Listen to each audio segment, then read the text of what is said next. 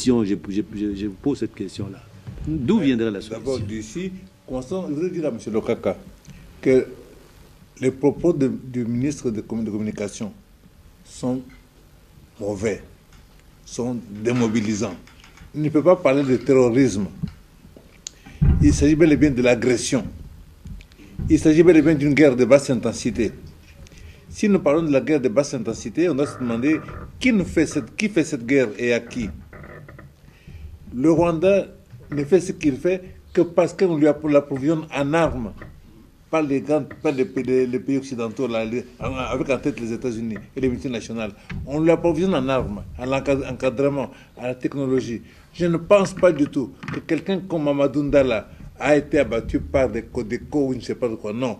Pour abattre quelqu'un du niveau de Mamadou Ndala, il faut avoir les satellites pour suivre le mouvement, savoir à quel niveau ils sont, dans quel véhicule il est, pour positionner et puis évacuer ceux qui ont tiré. Donc, c'est eux, là. Nous devons, si le gouvernement a peur de désigner du doigt les États-Unis, il faut leur dire que nous savons que c'est vous qui financez là-bas. On doit leur dire ça.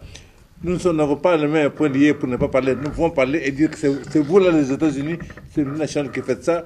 Et déjà, le fait de le pointer du doigt, c'est déjà un avantage. Dans l'intervention, le premier intervenant a parlé effectivement du budget qui est financé presque à 50% par la communauté internationale et 50% par la RDC. Mais il y a un autre élément au Rwanda. 80% de la population rwandaise sont des Hutus. 15% des Tutsis et 5% des Tutsis. Ça veut dire quoi? Ça veut dire que jamais un Paul Kagame ne peut accepter qu'il y ait de la démocratie, qu'il y ait des élections libres et transparentes, un homme, une voix. Mais cela arrivera tôt ou tard. Donc le Rwanda est une bombe à retardement. Ils le savent. Et cette communauté internationale, entre guillemets, je ne sais pas pourquoi je l'appelle communauté internationale, parce que c'est une communauté très intéressée. Ils sont très, très intéressés par ça. Ils savent ça. Ils savent quel est le danger qu'il y a. Herman Cohen a parlé. Qui est Herman Cohen? Je pense que c'est un ancien sous-secrétaire d'État américain. Oui. C'est un grand lobbyiste américain. Je pense que Paul Kagame devrait écouter réécouter deux ou trois fois ses propos. Ça dénote un changement d'attitude. Pourquoi j'ai dit ça?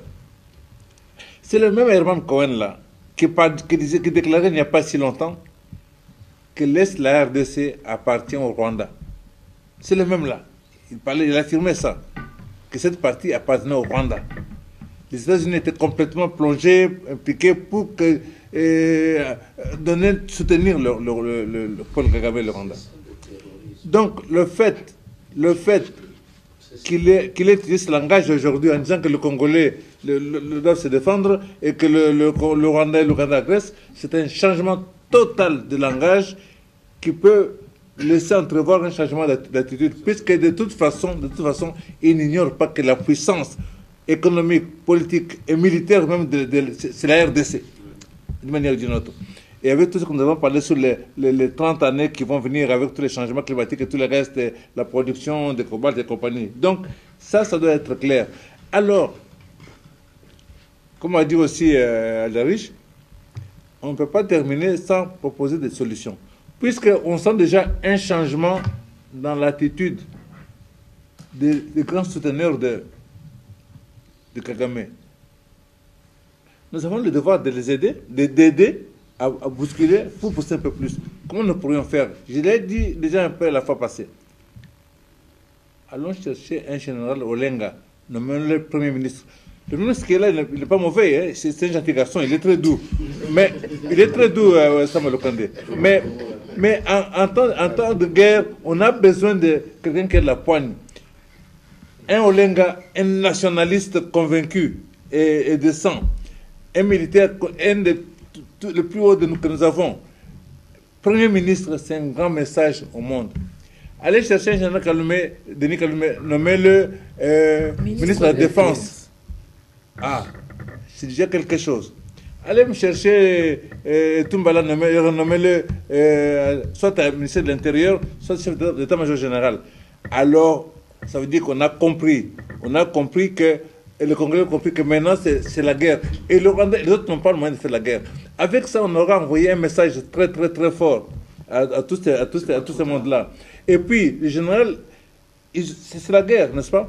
Ça veut dire que si un général, Olenga, est Premier ministre, vous, officiers, on a des doutes sur vous, sur votre loyauté. Premier simple doute, on vous met la retraite anticipée. Si on découvre que vous êtes un traître, fusillé, c'est comme ça l'armée. Parce que nous sommes en guerre, on fusille. Si on fait ça, les choses vont revenir en ordre. Les autres qui portent le costume là, qui savent qu'ils ne sont pas, ils vont s'enfuir d'eux-mêmes. Ils vont partir d'eux-mêmes sans attendre qu'il y ait ça. Ensuite, je pense que j'avais suggéré aussi la fois passée qu'on fasse une démonstration de force. Prenons 10% de la population de Kinshasa, 1 200 300 000 Congolais, dans la rue. Certains partant de Massina, d'autres partant de Kinsuka, d'autres partant de Cité Verte, ainsi de suite. On se retrouve au palais du peuple là-bas, on aura marché. 1 million de personnes, c'est énorme. Ce serait un message, le monde entier va couvrir ça. Ils vont voir que les Congolais maintenant sont fâchés. Et à partir de ce moment-là, ils vont se dire, ah, attention, attention, trouver une solution. Avec ça, la guerre là va se terminer sans qu'on ait à tirer des balles. Donc, je crois que, sincèrement,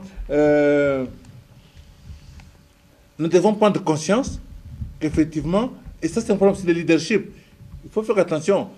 Ceux qui dirigent le pays ne peuvent pas avoir les mains et poings liés par ceux-là même qui soutiennent le Rwanda. Parce que comment voulez-vous que nous marchions avec eux, bras dessus ici, pendant que de l'autre côté ils sont derrière l'Ouganda, derrière le Rwanda, derrière la MONUSCO, derrière le Kenya. Ça n'a pas de sens. Tout ce monde doit quitter notre pays, on n'a pas besoin d'eux. Absolument. Le MONUSCO doit quitter notre pays, on n'a pas besoin d'eux.